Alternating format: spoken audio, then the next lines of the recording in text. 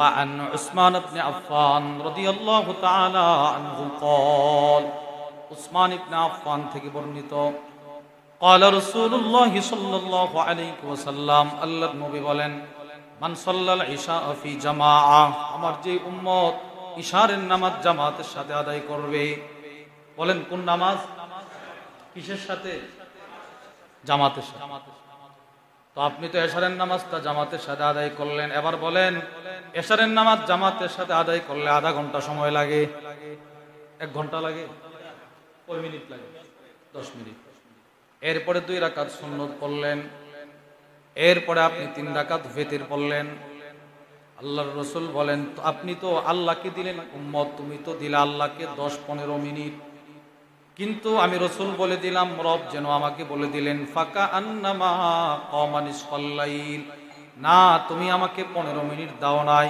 তুমি অর্ধ রাত দাঁড়ায় যেন নামাজ পড়ার সময়টা আমাকে দিয়ে দিলে যাও তোমার ডান কাঁধের ফেরেশতা অর্ধ রাত দাঁড়িয়ে নামাজ পড়ার বরকত তোমাকে লিখে দিবে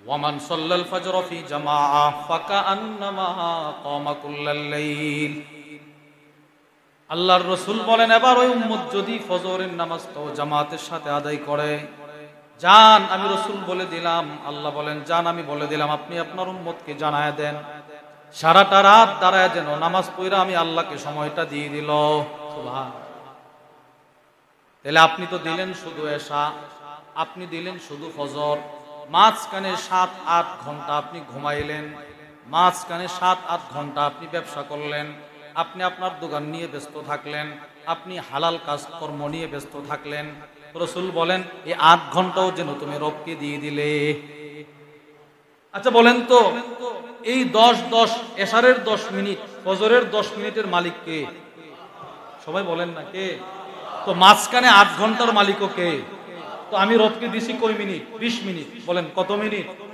এবার রব আমাকে বলছে না 20 মিনিট দাও নাই যাও আমি লিখে দিলাম তুমি যেন আমারে পুরোটা রাত দিয়ে দিছো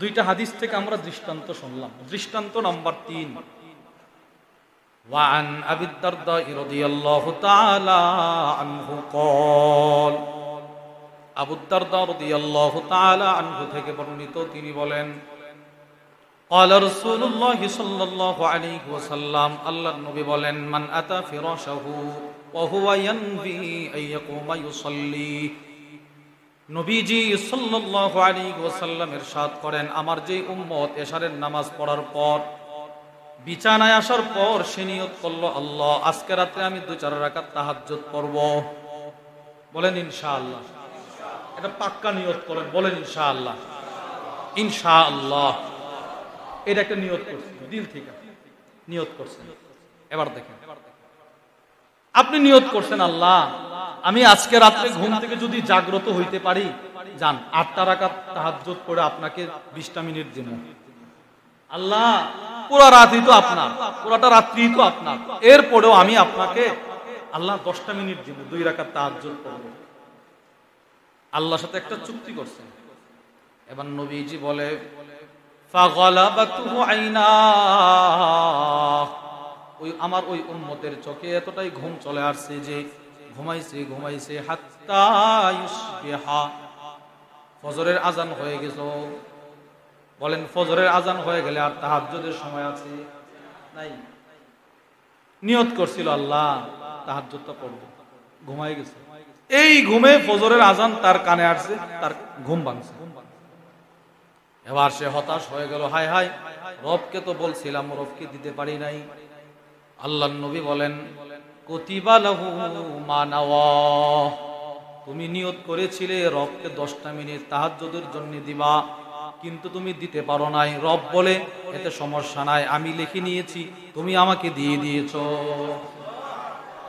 তুমি শুধুই মাত্র নিয়ত করেছো তুমি যে কখনো 6 তাসবিহ ছাড়বা না তুমি নিয়ত করেছো কখনো 3 তাসবিহ ছাড়বা না তুমি নিয়ত করেছো আল্লাহ এখন থেকে যতবার মনে হয় ততবার আমি প্রত্যেক ফরজ নামাজের পরে 10 বার ছাড়ব না আল্লাহ 33 বার 34 বার ছাড়ব না সুবহানাল্লাহ সুবহানাল্লাহ সুবহানাল্লাহ সুবহানাল্লাহ সুবহানাল্লাহ সুবহানাল্লাহ সুবহানাল্লাহ সুবহানাল্লাহ সুবহানাল্লাহ সুবহানাল্লাহ আলহামদুলিল্লাহ আলহামদুলিল্লাহ আলহামদুলিল্লাহ আলহামদুলিল্লাহ আলহামদুলিল্লাহ আলহামদুলিল্লাহ আলহামদুলিল্লাহ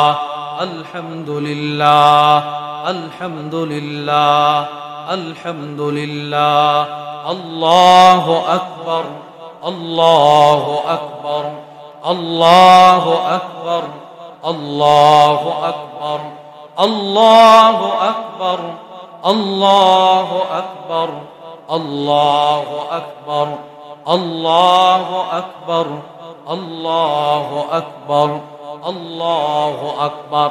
এই হলো 30 বার। এই আজকে আমাদের জামিয়া রশিদিয়া ফেনীর হযরত ওয়ালা আল্লামা মুফতি শহীদুল্লাহ সাহেব হাফিজাহুল্লাহ অনেক বড় বুজুর্গ। আমি হযরতের মাদ্রাসায় গিয়ে হুজুরের যে মাকতাবা, মাদ্রাসার যে মাকতাবা, ওখান থেকে হুজুরের সবগুলো কিতাব কিনে নিয়ে আসছিলাম। তো আজকে আসার সময় গাড়িতে বসে বসে হযরতের একটা ছোট্ট কিতাব ওটা মোতালা করছি।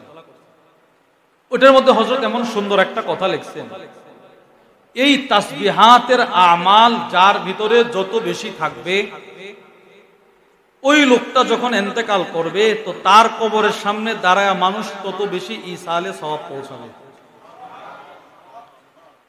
এটা আশ্চর্য কথা। এটা কিভাবে হুজুর লিখছেন, দুনিয়াতে যার যত আমলের আগ্রহ যত বেশি থাকবে, মৃত্যুর পরে তার কবর দেখে তত বেশি বুজুর্গরা দাঁড়ায়া তার জন্য দোয়া করবে। সে দুনিয়াতে আমল ভোলে নাই, কেমন যেন সে কবর গিয়েও আমলের মুখাপেক্ষী। আপনি বলেন, কোন মানুষ যখন, কোন ছাত্র বা কোন দিনদার মানুষ যখন কোন বুজুর্গের কবরের পাশ দিয়ে যায়, তখন বলেনি বলে এটা বড় হুজুরের কবর, এটা অমুক আল্লাহর ওলির কবর, বুজুর্গের কবর, একটু দাঁড়ায় ইসালে সওয়াব করে। কেন? এটা নিশ্চিত সবচেয়ে বেশি মানুষ আমাদের নবীজি সাল্লাল্লাহু আলাইহি সাল্লামের কবর জিয়ারত সবচেয়ে বেশি করে। মানে নবীজির রওজার সামনে মানুষ বেশি দাঁড়ায়, দাঁড়ায় কাঁদে, দোয়া করে, করে না? কেন? রাসূলের জিন্দেগিতে সমস্ত আমল সবচেয়ে বেশি ছিল। পা ফুলায় ফেলছে, পা ফুলায় ফেলছে। হুজুর সাল্লাল্লাহু আলাইহি ওয়াসাল্লাম যেমন আমলের ফজিলত বর্ণনা করেছেন, ঠিক ওই রকম নবীজি নিজেও আমল করেছেন। সুবহানাল্লাহ বলেন। হুজুর সাল্লাল্লাহু আলাইহি ওয়াসাল্লামের কাছ থেকে সাহাবারা শুনেছেন, ঠিক ওই রকম আমলও করেছেন। যেমন একটা হাদিস নবীজি বলেন, তিরমিজি শরীফের বর্ণনা, ওয়া আন আনাস ইবনে মালিক রাদিয়াল্লাহু তাআলা আনহু قال, আনাস ইবনে মালিক রাদিয়াল্লাহু তাআলা আনহু থেকে বর্ণিত, قال النبي صلى الله عليه وسلم, আল্লাহর রাসূল বলেন, মান সাল্লাল ফজর ফি জামাআ, যে ব্যক্তি ফজরের নামাজ জামাতের সাথে আদায় করলো। কোন নামাজ? কিসের সাথে? সুম্মা ক্বাদা, রাসূল বলেন অতঃপর সে তার নামাজের জায়গায়, আপন জায়গায় বসা। হাত্তা ইয়াযকুরুল্লাহ হাত্তা তাতলুআশ শামস, নবীজি বলেন সুম্মা ক্বাদা ইয়াযকুরুল্লাহ হাত্তা তাতলুআশ শামস, সূর্য উদিত হওয়ার আগ পর্যন্ত সে তার আপন জায়গায় বসে বসে তাসবিহ পড়ল। সুবহানাল্লাহ সুবহানাল্লাহ সুবহানাল্লাহ সুবহানাল্লাহ আলহামদুলিল্লাহ আলহামদুলিল্লাহ আলহামদুলিল্লাহ আল্লাহু আকবার আল্লাহু আকবার আল্লাহু আকবার আল্লাহু আকবার লা হাওলা ওয়ালা কুওয়াতা ইল্লা বিল্লাহ লা হাওলা ওয়ালা কুওয়াতা ইল্লা বিল্লাহ। এই তাসবিহ পড়ল, অথবা ফজরের নামাজ জামাতের সাথে আদায় করার পর আল্লাহর কোরআনটা খুলে খুলে সে আল্লাহর কোরআন তিলাওয়াত করলো। এবার কতক্ষণ পর্যন্ত করলো? নবীজি বলেন সূর্য উদিত হওয়ার আগ পর্যন্ত তিলাওয়াত করলো। সুম্মা সাল্লা রাকাতাইন, অতঃপর সে যদি 2 রাকাত নামাজ পড়ে, আল্লাহর নবী বলেন তার জন্য একটা হজ, একটা উমরার পরিপূর্ণ পরিপূর্ণ পরিপূর্ণ সওয়াব। সুবহানাল্লাহ। আচ্ছা, এই হাদিসটা বর্ণনা করছেন কে? নবীজি। বলেন কে করছেন? এবার দেখেন নবীজির নিজের আমলটা দেখুন, নবীজির নিজের আমলটা দেখুন। হুজুর সাল্লাল্লাহু আলাইহি সাল্লাম নিজে বলছেন, ফজরের নামাজ জামাতের সাথে আদায় করার পর নামাজের জায়গায় বসে সূর্য উদিত হওয়ার আগ পর্যন্ত তাসবিহ পড়া। এবার নবীজির আমল। মুসলিম শরীফের বর্ণনা, ওয়া আন সিমাক ইবনে হারবিন রাহিমাহুল্লাহু তাআলা আনহু ক্বাল, হযরত সিমাক ইবনে হারব থেকে বর্ণিত, তিনি বলেন, কুলতু লিজাবির ইবনে সামুরাহ, আমি হযরত জাবির ইবনে সামুরাহ রাদিয়াল্লাহু তাআলা আনহুকে প্রশ্ন করলাম, আকুনতা তুজালিস রাসূলুল্লাহ সাল্লাল্লাহু আলাইহি ওয়াসাল্লাম, আমি জাবিরকে বললাম, হে জাবির, তুমি কি নবীজির সাথে কখনো ফজরের নামাজের পরে বসেছো?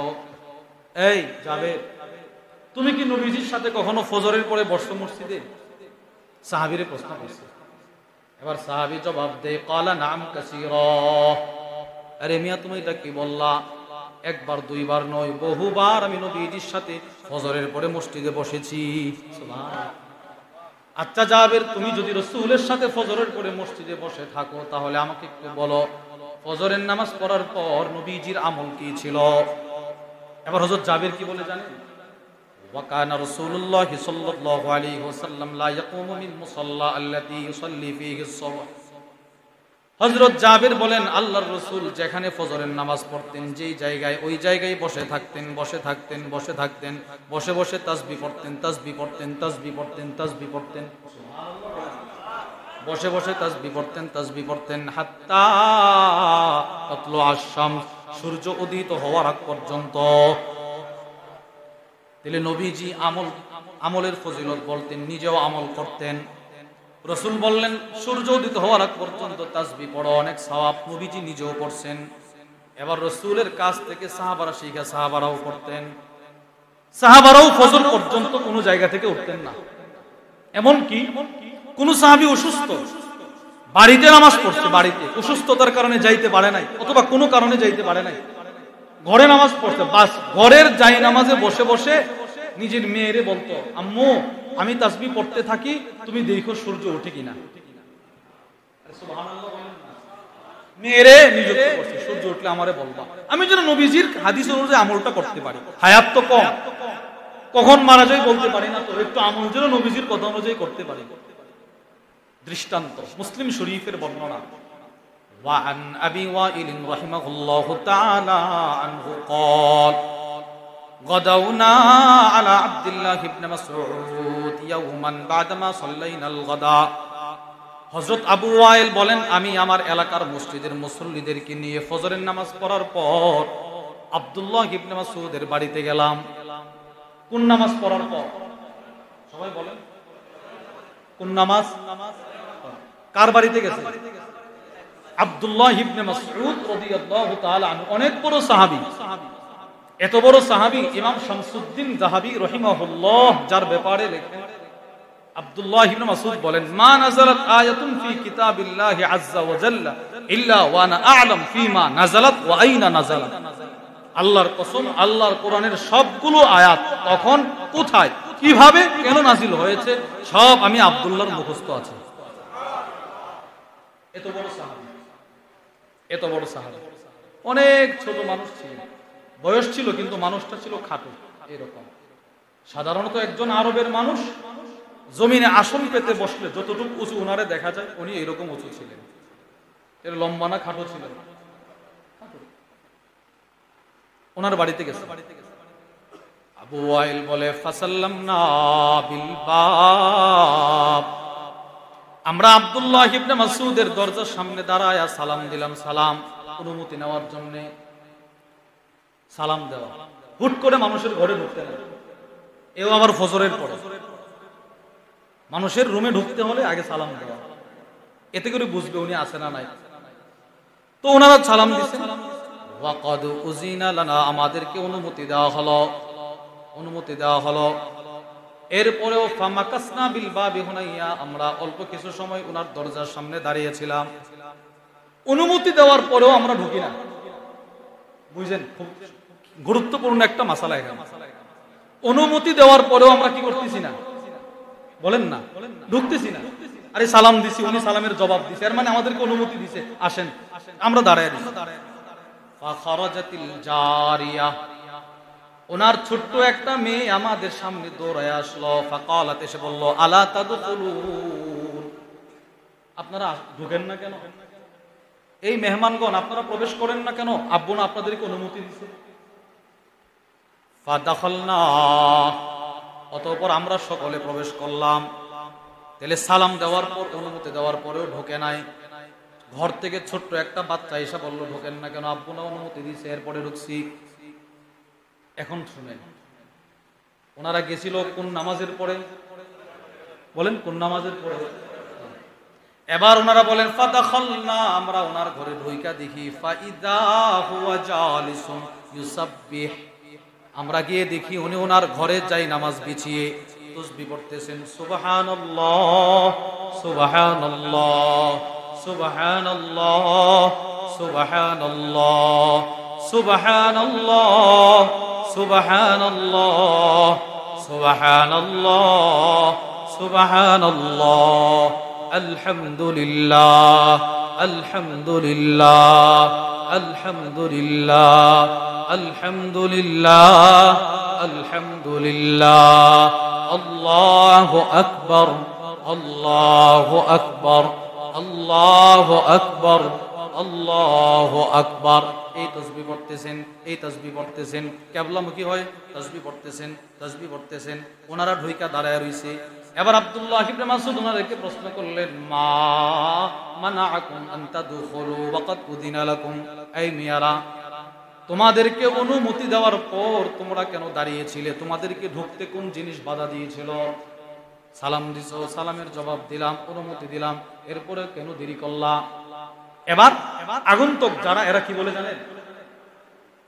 ও নবী, সাহাবী, আমাদেরকে ক্ষমা সুন্দর দৃষ্টিতে দেখবেন। কেন? জানান্না আন্না ইল্লা আন্না জানান্না, আমরা ধারণা করছি, আন্না আহলা বাইত ইবনে উম্মে আব, আমরা মনে করছি আপনার পরিবারের লোকজন এখন ঘুমন্ত ঘুমন্ত, মহিলারা ঘুমায় রয়েছে, মেয়েরা ঘুমায় আছে।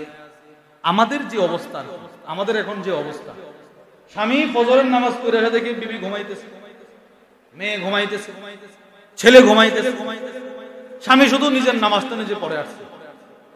এটা আমাদের চিন্তা, এই জমানা এরকম হয় না? হইতেছে তো। স্বামী হয়তো নামাজ পড়ে, বিবি নামাজ পড়ে না, দাওয়াতও দেয় না, দাওয়াত দিলেও সে গ্রহণ করে না। মেয়েটা নামাজ পড়ে না, ছেলেটা নামাজ পড়ে না। এমনকি অনেক মা বাপ এমন আছে, নিজে নামাজ পড়ে, ছেলের নামাজ পড়ার জন্য ডাক দেয় না। কেন? হায় হায়, 4:30টায় সে ঘুম থেকে জাগ্রত হইলে রাত্রে 12টা পর্যন্ত পড়ছে, স্বাস্থ্যটা ভেঙে যাবে। বলেন না নাউজুবিল্লাহ। ওই ছেলের 15 বছর হায়াত চলে গেছে তার। মেয়েটার 20 বছরের হায়াত চলে গেছে। বাপ মা নিজের থেকে এই হায়াতের গুরুত্ব তারে শিখাইতেছে না, নামাজের অভ্যাস তারে করাইতেছে। তার ক্যারিয়ার, ভবিষ্যৎ উজ্জ্বল করতে হবে। তো ওনারা এই ধারণা থেকে বলতেছে, ওগো আব্দুল্লাহ ইবনে মাসউদ, আমরা মনে করেছি আপনার পরিবারের মেয়েরা এখানে ঘুমায় আছে কিনা, আপনি অনুমতি দিচ্ছেন, এরপরে তো ওনারা ওইটা যেতে একটু দেরি হবে, আমরা হুট করে ঢুকে গেলে কাকে কোন হালতে দেখতে পাই, এজন্য আমরা একটু দেরিতে ঢুকছি। এবার নবীজি সাল্লাল্লাহু আলাইহি ওয়াসাল্লামের সাহাবী আব্দুল্লাহ ইবনে মাসউদ রাগ হয়ে গেছে, চোখ লাল হয়ে গেছে। একটা ধমক দিয়ে বলে, জানান্তুম বিআলি ইবনে উম্মে আব, তোমরা আমার পরিবারের ব্যাপারে গাফলা। এখন ফজরের পরের সময়টা বরকতপূর্ণ সময়, এই সময়ে আমার পরিবার ঘুমন্ত থাকবে, এটা কল্পনা করলে কিভাবে? 3টা সময় সবচেয়ে বরকতপূর্ণ। বলেন কয়টা সময়? সবাই বলেন কয়টা সময়? পাকিস্তানের একজন বড় আলেম আছে, মাওলানা ইবাদুল্লাহ খান সাহেব, ওনার অনেক সুন্দর সুন্দর বয়ান, এর ভিতরে একটা বয়ান আমি শুনছি। 3টা সময়। 1 নাম্বার, তাহাজ্জুদের সময় থেকে ফজরের আজানের আগ পর্যন্ত, এই সময়টা সবচাইতে বরকতপূর্ণ। যত হেফজখানার ছাত্র হাফেজ হয়েছে এদেরকে বলবেন, ভাই তুমি তো মাগরিবের পরেও কোরআন মুখস্থ করার জন্য চেষ্টা করো, আসরের পরেও চেষ্টা করো, আচ্ছা তুমি যখন হুজুর ডাক দিয়ে ঘুম থেকে জাগ্রত হও ফজরের আগে, ওই সময় যখন তেলাওয়াতটা করো তোমার কাছে কেমন মনে হয়? তো সে বলবে জানেন কি, আপনি নিশ্চিত লিখে রাখেন, প্রত্যেক হেফজখানার ছাত্র আপনাকে বলবে ওই সময় সারাদিন যে তেলাওয়াত করছি যত পেস লাগতো, ফজরের সময় ঘুম থেকে ওইটা একবার পড়লে পানির মতো ক্লিয়ার। এই তো পরিমাণ বরকতের সময় ওই সময়টা। তাহলে এক নাম্বার তাহাজ্জুদ থেকে ফজরের আজানের আগ পর্যন্ত এই সময়টা কি না বলেন সবচেয়ে বরকতপূর্ণ? বলেন আবার বলেন সবচেয়ে। দুই, ফজরের আজান থেকে ফজরের ওয়াক্ত শেষ হওয়ার আগ পর্যন্ত, ফজরের আজান থেকে ফজরের ওয়াক্ত, এটা দ্বিতীয় বরকতপূর্ণ সময়। তিন, ফজরের ওয়াক্ত শেষ হওয়া থেকে চাশতের আগ পর্যন্ত যে সময়টা, এটা সবচেয়ে বরকতপূর্ণ। হুজুর সাল্লাল্লাহু আলাইহি ওয়াসাল্লাম কোন কাফেলা কোথাও পাঠাইলে ফজরের পরে পাঠাইতেন আর বলতেন আল্লাহ আমার উম্মতের এই ফজরটারে এই সকালটারে বরকতপূর্ণ করে দেন। নবীজি দোয়া করছেন। এক সাহাবী উনি জীবনে যত ব্যবসা করছে উনি ফজরের পরে রওনা দিতেন, ফজরের পরে সব করতেন। উনি যদি কোনো ফজরের পরে কোনো মাটির ব্যবসাও করতেন ওই মাটিটাও স্বর্ণ হয়ে যেত, এই পরিমাণ লাভবান হয়েছে। তো সকল মানুষ গিয়ে আব্দুল্লাহ ইবনে মাসউদকে বলতেছে, আমরা মনে করছি আপনার পরিবারের সবাই ঘুমাই গেছে কিনা, বা মেয়েরা মহিলারা, তোমরা এই ধারণা করলে কিভাবে আমার মেয়েরা আমার বাচ্চারা এখন ঘুমিয়ে থাকবে? করছেন সমস্ত আমল সব সাহাবায়ে কেরাম নিজেরাও করছেন, নিজেদের সন্তানদেরকেও একদম কাগজে কলমে শিখাই দিয়েছেন। এর মধ্যে উনি অন্যতম একজন সাহাবী, এই আব্দুল্লাহ ইবনে মাসউদ নবীজির যতটা আমল প্রত্যেকটা আমাল তিনি নিজেও করতেন, সন্তানদেরকে করাইতেন। ওনার ঘরে রুটিন ছিল, এই ফজর থেকে এই পর্যন্ত তেলাওয়াত, এই থেকে এই পর্যন্ত তাসবিহ, এই থেকে এই পর্যন্ত খাবার দাবার, এরপরে আবার এই কাজ, এরপরে এই কাজ, ইবাদত এই। হুজুর কেমনে বলছেন? একটা দৃষ্টান্ত শুনুন। সূরাতুল ওয়াকিআ বলেন, এটা পরিচিত সূরা না আমাদের? এই সূরার ব্যাখ্যায় তাফসীর ইবনে কাসীরের মধ্যে এসেছে মারিদ আব্দুল্লাহ ইবনে মাসউদ, এই সাহাবী আব্দুল্লাহ ইবনে মাসউদ অসুস্থ হয়ে গেছেন। কোন অসুস্থতা? যে অসুস্থতায় তিনি দুনিয়া ছেড়ে চলে গেছেন, ইন্তেকাল করছেন। ওই অসুস্থতায় যখন তিনি বিছানায় পড়লেন, ফাআদাহু উসমান ইবনে আফফান, হযরত উসমান ইবনে আফফান ওনাকে রোগী দেখার আমল করার জন্য আসলেন। অসুস্থ তো রোগী দেখার নিয়তে আসছে। অসুস্থ মানুষকে দেখতে যাওয়া এটাকে বলা হয় ইয়াদাতুল মারিদ, রোগী দেখার আমাল, রোগী দেখার আমল। কেউ যদি কোনো অসুস্থ ব্যক্তিকে দেখতে যায়, তিরমিজির বর্ণনা, নাদা মুনাদ, একজন ফেরেশতা আকাশ থেকে ঘোষণা করে, তিবিতা, যে রোগী দেখতে গেল তাকে বলে তোমার কপাল অনেক ভালো, তুমি রোগী দেখতে আসো নাই, ওয়াতাবাওয়াতা মিনাল জান্নাতি মানজিলা, তুমি রোগী দেখতে আইসা তো জান্নাতে নিজের ঘর বানায় ফেলছো। অনেক দামি একটা আমল এই রোগী দেখার আমল। ওই সাহাবারা আমল যে করে অভ্যস্ত। হযরত সুয়াইর ইবনে আবি ফাখিতা, ওনার পিতা আবু ফাখিতা সম্পর্কে বর্ণনা করেন, আখাযা আলী রাদিয়াল্লাহু তাআলা আনহু বিয়াদি, হযরত আবু ফাখিতা বলে হযরত আলী একদিন আমার হাত ধরলেন, আমার হাত ধরে বলতে লাগলেন, ইনতালিক বিনা ইলাল হাসান, আসো আমার সাথে, আমার ছেলে হাসান অসুস্থ, তার একটু দেখে রোগী দেখার আমলটা করে আসি, আসো। মনে করেন আপনার ছেলে অসুস্থ, আপনি আপনার বন্ধুকে বললেন, বন্ধু আসো আসো আমার ছেলেটা অসুস্থ, একটু দেখে আসি, আসো। দুইজন গেছে একসাথে। এবার দুজন হযরত আলী রাদিয়াল্লাহু তাআলা আবু ফাখিতা দুজন সন্তানের কাছে যাওয়ার পর ফাওয়াজাদনা আবা মুসা আল আশআরিয়া, গিয়ে দেখে হযরত হাসান রাদিয়াল্লাহু তাআলা আনহুর মাতার কাছে বসা হযরত আবু মুসা আশআরি। মানে দুজন গিয়ে দেখে আরো আগের থেকে আরেকজন সাহাবী আয়েশা ওনার ছেলের দেখার জন্য বসে আছে। এবার হযরত আলী রাদিয়াল্লাহু তাআলা আনহু সাহাবী আবু মুসা আশআরিকে প্রশ্ন করলেন। আবু মুসা আশআরি অনেক বড় দামি সাহাবী, উনি এমন একজন সাহাবী যার কণ্ঠে কোরআন তেলাওয়াত শোনার জন্য স্বয়ং নবীজি অপেক্ষা করতেন। ইমাম শামসুদ্দিন যাহাবী রাহিমাহুল্লাহ লিখেন, হযরত আবু বুরদা রাদিয়াল্লাহু তাআলা আনহু বলেন, হুজুর সাল্লাল্লাহু আলাইহি সাল্লাম একদিন মসজিদ নববী থেকে বের হবে, হঠাৎ করে তাকায় দেখে ভিতরে একজন নামাজ পড়তেছে একা একা, অনেক সুন্দর কণ্ঠে তেলাওয়াত করতেছে। আল্লাহর রাসূল মসজিদে নববীর দরজায় হেলান দিয়া ওই লোকের তেলাওয়াত শুনতেছি, সুবহান, অনেকক্ষণ দাঁড়ায় দাঁড়ায় তেলাওয়াত শুনতেছি। হযরত আবু বুরদা নবীজির কাছে আসার পর নবীজি বলতে লাগলেন, এই আবু বুরদা, দেখছো তার তেলাওয়াত কত সুন্দর। আমি রাসূলের মনটা বলতেছে তার তেলাওয়াত এতটাই সুন্দর, আল্লাহ যেন পয়গম্বর দাউদের কণ্ঠ তাকে দিয়ে দিয়েছে। তেলাওয়াতটা কেমন ছিল? দাউদ আলাইহিস সালামের কণ্ঠটা কেমন ছিল? ওয়ালাকাদ আতাইনা দাউদা মিন্না ফাদলা। এই আয়াতের ব্যাখ্যায় তাফসীরে কুরতুবীর মধ্যে এসেছে, হযরত দাউদ যখন জাবর কিতাব পড়তেন একটা টান দিতেন, একটা টানের মধ্যে 70 কিসিমের কণ্ঠ চলে আসতো। কত সুন্দর কণ্ঠ ছিল। এবার রাসূল সাহাবীকে বলে তার কণ্ঠ দাউদের কণ্ঠ। মুসলিম শরীফের বর্ণনা, পরের দিন সকালে নবীজি আবু মুসা আশআরীকে দরবারে ডেকে আনলেন। আবু মুসা, যদি তুমি জানতে। বলে কি ইয়া রাসূলুল্লাহ? আমি গত রাত্রে তোমার তেলাওয়াত নিজে দাঁড়ায়া দাঁড়ায়া শুনছি। এই সাহাবী আবু মুসা, এই ওনাকে গিয়ে পাইলেন হাসান রাদিয়াল্লাহু তাআলা মাথার কাছে বসে আছেন, রোগী দেখতেছেন। হযরত আলী প্রশ্ন করলেন, আজি ইতায়া আবু মুসা আইদান আম যায়রা, হে আবু মুসা, আমার ছেলেকে তুমি রোগী দেখার নিয়তে আসছো নাকি এমনিতে আসছিলা এসে দেখো অসুস্থ? রোগী দেখার নিয়তে আসছিলা নাকি এমনি আসছিলা এসে দেখছো অসুস্থ? কোনা হাইদা, আমি বাড়ির থেকে রোগী দেখার নিয়ত করে আসছি।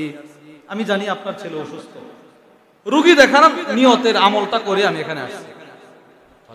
হযরত আলী রাদিয়াল্লাহু তাআলা এবার বললেন, আবু মুসা শোনো, তোমার কপাল অনেক ভালো। সামিআতু রাসূলুল্লাহ সাল্লাল্লাহু আলাইহি ওয়াসাল্লাম ইয়াকুল, আমি নবীজির কাছ থেকে শুনলাম আল্লাহর রাসূল বলেন, মা মিন মুসলিমিন, কোন মুসলমান যখন সকালবেলা কোন অসুস্থ রোগী দেখতে যায় সন্ধ্যা পর্যন্ত 70,000 ফেরেশতা তার জন্য মাগফিরাতের দোয়া করে।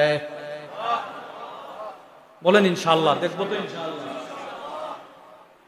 আমাদের হযরত ওয়ালা হাকিমুন নফস আরিফ বিল্লাহ আল্লামা মুফতি মুশতাকুন নবী কাসিমি হাফিজাহুল্লাহ, হুজুর একবার অসুস্থ হয়ে ঢাকা হসপিটালে ভর্তি। আপনারা যারা, আমরা যারা হুজুরের বয়ান খুব বেশি শুনি, দেখবেন হুজুর বয়ানের মধ্যে উস্তাদদের কথা খুব আজমতের সাথে ব্যক্ত করে। এর ভিতরে হুজুরের একজন উস্তাদ আছেন, এখনো জীবিত আছেন, আল্লামা হারুন আল মাদানী হাফিজাহুল্লাহ। হুজুরের এই উস্তাদের নাম যতবার সামনে আসে হুজুর কিন্তু বলে আমার সবচেয়ে প্রিয় উস্তাদ। তো হুজুর বলেন, আমি যখন ঢাকায় অসুস্থ হয়ে ভর্তি হসপিটালে, আমার এই উস্তাদ লক্ষ্মীপুর থেকে শুধুই মাত্র রোগী দেখার আমলটা, এই সুন্নতটা পালন করার জন্য ঢাকা চলে গেছে আমার দেখার জন্য। হুজুর নিজে বলছে যে আমারে দেখছে, দেখা বলতেছে আমি শুধু লক্ষ্মীপুর থেকে ঢাকায় অন্য কোনো কাজ নিয়ে আসি নাই, শুধু আপনাকে দেখার নিয়তে আসছি, যেন আজকের আশাটা আমার ইয়াদাতুল মারিদের আমল হয়ে যায়। আবার লক্ষ্মীপুর চলে গেছে। আমরাও কিন্তু যাই, মনে করেন ঢাকা অনেকগুলো কাজ একসাথে হাতে নিয়ে গেলাম, এই রোগী দেখার আমলটাও করে আসি, কিন্তু না, সুন্নত আমাল, হায়াতের প্রতিটা সেকেন্ডে রাসূলের আমল দ্বারা নিজেরা রঙিন করছে। তাহলে ওই উসমান ইবনে আফফান, আব্দুল্লাহ ইবনে মাসউদ অসুস্থ, ওনারে দেখার জন্য ওনার বাড়িতে গেছে। আব্দুল্লাহ ইবনে মাসউদ অসুস্থ, এবার উসমান ইবনে আফফান বলতেছে, আচ্ছা ফামা তাশতাকি, কেমনে অসুস্থ হইলেন, অসুস্থ কেমনে হইলেন? আব্দুল্লাহ ইবনে মাসউদ বলে, কোনো কারণে অসুস্থ হয় না, যুনুবি, আমি আমার গুনাহের কারণে অসুস্থ হইলাম। নবীজির সাহাবী, এত বড় সাহাবী, তিনি বলতেছে আমি ঠান্ডার কারণে অসুস্থ হয় নাই, বৃষ্টিতে ভেজার কারণে অসুস্থ হয় নাই, আমি আমার গুনাহের কারণে অসুস্থ হইলাম। এটাই বাস্তব। সাহাবী তো গুনাহের কারণে হইছে না অসুস্থ, উনি তো নিজের ছোট করছে, ছোট।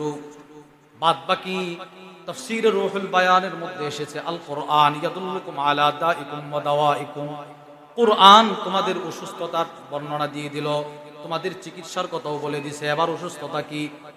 তাফসীর রূহুল বায়ানের মধ্যে এসেছে, আম্মা দাউকুম ফাযুনুবুকুম, আমাদের অসুস্থতা হয় আমাদের গুনাহের কারণে, আমি অসুস্থ হই আমার গুনাহের কারণে। ওয়া আম্মা দাওয়াউকুম ফাল ইস্তিগফার, আর সেই অসুস্থতার ওষুধ হলো ইস্তিগফার।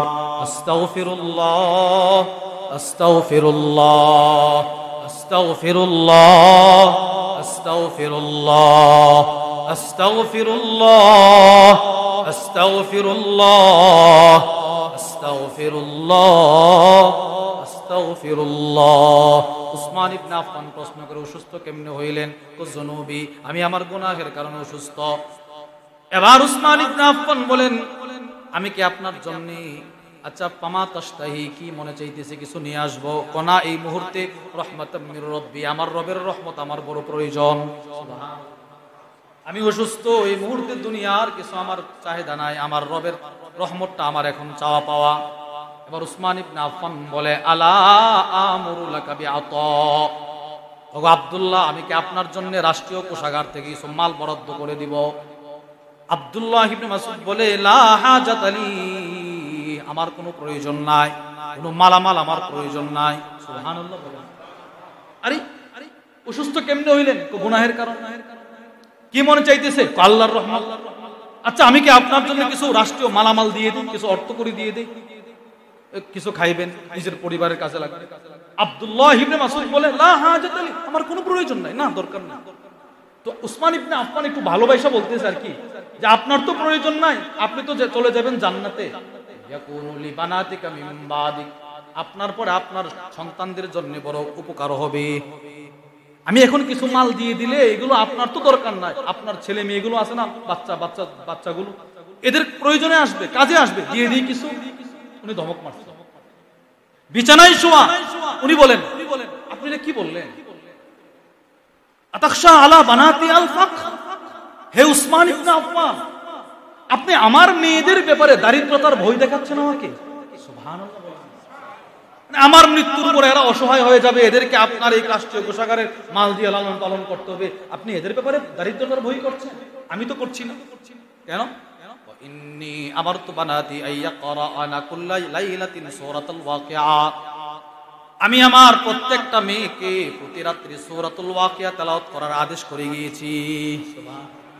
কেন? কফা ইন্নী সামি'তু রাসূলুল্লাহি সাল্লাল্লাহু আলাইহি ওয়াসাল্লাম ইয়াকুল, আমি আল্লাহর রাসূলকে বলতে শুনলাম, নবীজি বলেছেন, মান ক্বারাআ সূরাতুল ওয়াকিয়া ফি কুল্লি লাইলা, আমার যে উম্মত প্রতি রাত্রে সূরাতুল ওয়াকিয়া তিলাওয়াত করবে, লাম তুসিবহু ফাকাতুন আবাদা, দারিদ্রতা কখনো তাকে স্পর্শ করবে না। আমি তো নবীজির আমলগুলো আমার মেয়েদেরকে শিখাই গেছি, বাস। রাসূল যেটা বলছেন এটা সত্য বলছেন, নবীজি সত্য বলছেন। আমি আমার মেয়েকে, আমি আমার ছেলেদেরকে সূরাতুল ওয়াকিয়ার আমলটা শিখাই গেছি, যে মা তোমরা প্রতি রাত্রে সূরাতুল ওয়াকিয়া তিলাওয়াত করবা, নবীজি বলছে তোমরা কখনো দরিদ্র হইবা না। আপনি আমাদের মেয়েদেরকে দারিদ্রতার ভয় দেখাচ্ছেন? এই সেই আব্দুল্লাহ ইবনে মাসউদ দেখেন, ওই উনারে গিয়ে বলতেছে যে আমরা তো আসলে আপনার ঘরে ঢুকতে কুণ্ঠাবোধ করতেছি, যে আবার কেউ ঘুমায় আছে কিনা, কোনো মেয়ে কোন হালতে আছে আমরা ঢুকে গেলে। তোমরা ফজরের পরে এই বরকতপূর্ণ সময়ে আমার মেয়েদের ব্যাপারে, আমার ঘরের পরিবারের ব্যাপারে ধারণা করতে পারলে এরা ঘুমায় থাকবে না? এরা ঘুমায় থাকবে না, প্রত্যেকেই প্রত্যেকের কামরায় তাসবিহ হাত নিয়ে ব্যস্ত আছে। এবার আসেন মূল কথা। ওনারা যখন ঘরে ঢুকছিলেন, ঢুইকা দেখছিলেন আব্দুল্লাহ ইবনে মাসউদ কি করতেছে? মাশাআল্লাহ বলেন, কি করতেছে? এখনো তাসবিহ পড়তেছে, এখনো তাসবিহ পড়তেছে। ওই যে মেয়েটা ঘরের বাইরে গিয়েছিল, একটা মেয়ে গেছিল না, যে আপনারা ঢোকেন না কেন, আব্বু না অনুমতি, ওই মেয়েটাকে আব্দুল্লাহ ইবনে মাসউদ ওই মেয়েটাকে বারবার বলতেছে, মা যাও দেখো তো সূর্য উদিত হয়েছে কিনা। সুবহানাল্লাহ বলেন, যাও তুমি দেখো সূর্য উদিত হইল কিনা। মেয়েটা গেছে বাইরে, গিয়ে দেখে না আলাম তাতলুইশ শামস, সূর্য উদিত হয় নাই। এসে বলে, আব্বু সূর্য এখনো ওঠে নাই। তিনি আবার মুখ ঘোরায় সুবহানাল্লাহ সুবহানাল্লাহ সুবহানাল্লাহ সুবহানাল্লাহ সুবহানাল্লাহ সুবহানাল্লাহ সুবহানাল্লাহ সুবহানাল্লাহ আলহামদুলিল্লাহ আলহামদুলিল্লাহ আলহামদুলিল্লাহ আলহামদুলিল্লাহ আলহামদুলিল্লাহ আলহামদুলিল্লাহ আলহামদুলিল্লাহ আল্লাহু আকবার আল্লাহু আকবার আল্লাহু আকবার আল্লাহু আকবার আল্লাহু আকবার আল্লাহু আকবার আল্লাহু আকবার। তিনি তাসবিহ পড়তেছেন। আবার মেয়েটাকে ডাক দিয়ে বলে, এবার দেখো। কোন আব্বু সূর্য ওঠে নাই। আবার তাসবিহ পড়ে, এবার বলতেছে, এবার দেখো। হ্যাঁ তাসবিহ, জি আব্বু সূর্য উদিত হয়েছে। এবার আব্দুল্লাহ ইবনে মাসউদ বলেন, ওই আল্লাহর কসম যে আল্লাহ তাআলা আমাকে নবীজির একটা আমলের উপরে আবার আরেকটা সকাল অতিবাহিত করার তৌফিক দিয়েছি। আমি নবীজির আমলটা করতে করতে যে আবার সূর্যটা দেখছি। তো রাসূল যতগুলো আমালের কথা বলেছেন হযরত সাহাবা ইকরাম রিদওয়ানুল্লাহি তাআলা আলাইহিম আজমাইন সবগুলো করার চেষ্টা করেছেন।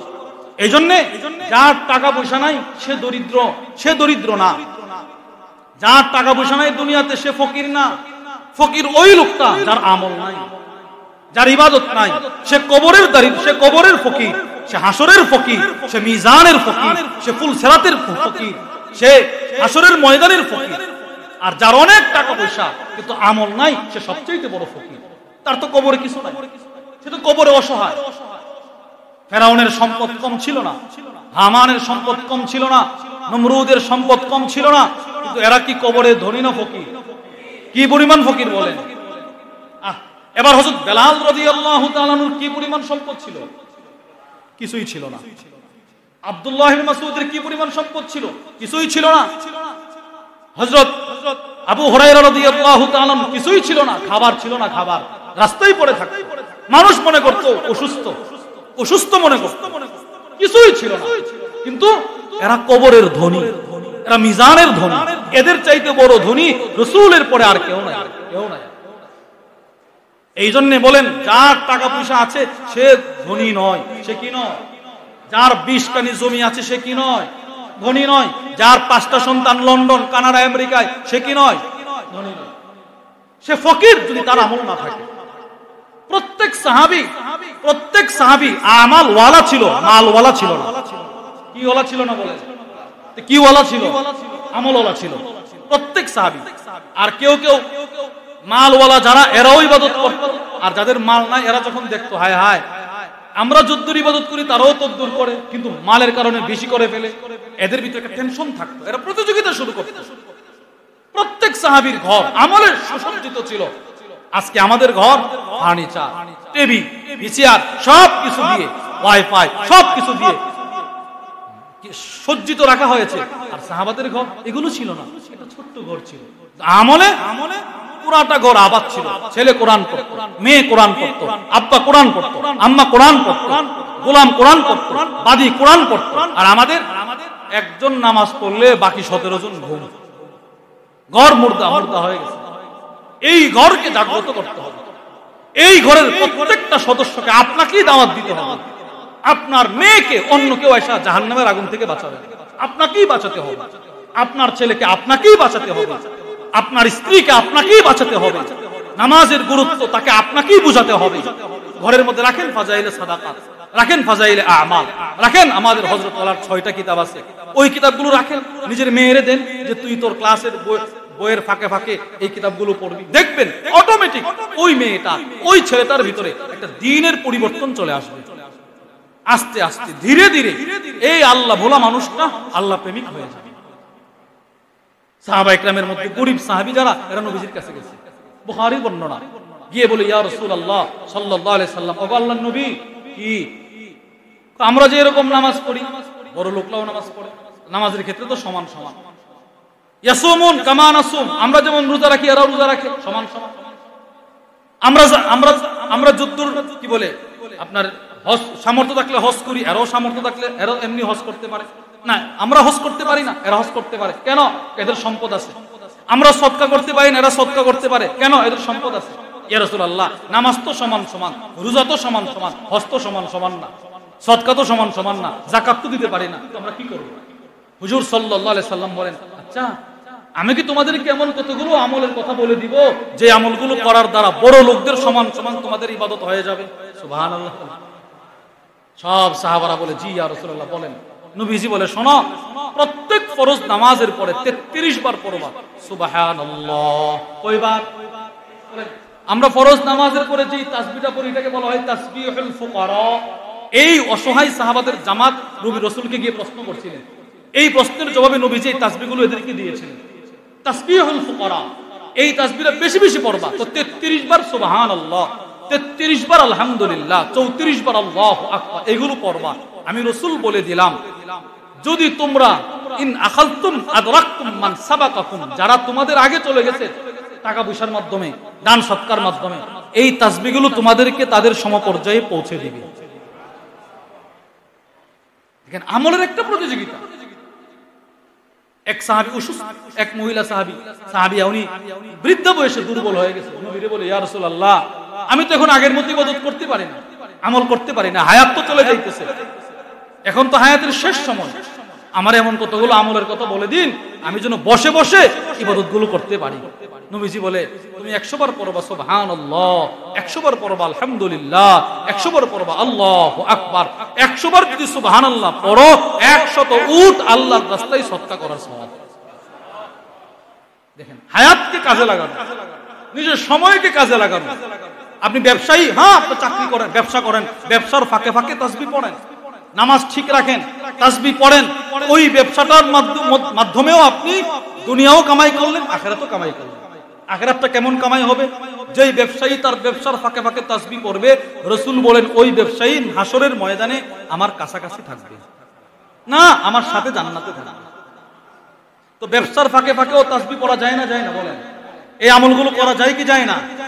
এজন্য ভাই, সংক্ষিপ্ত এক হায়াত দিয়ে আল্লাহ আপনাকে দুনিয়ায় পাঠাইছে। চলে গেছে, যদ্দূর গেছে তো গেছে, কমে গেছে হায়াত। এটা চলে গেছে তো কমে গেছে, এই হায়াত চলে গেছে তো কি হয়ে গেছে? কমে গেছে। যত বাড়তেছে তত কমতেছে।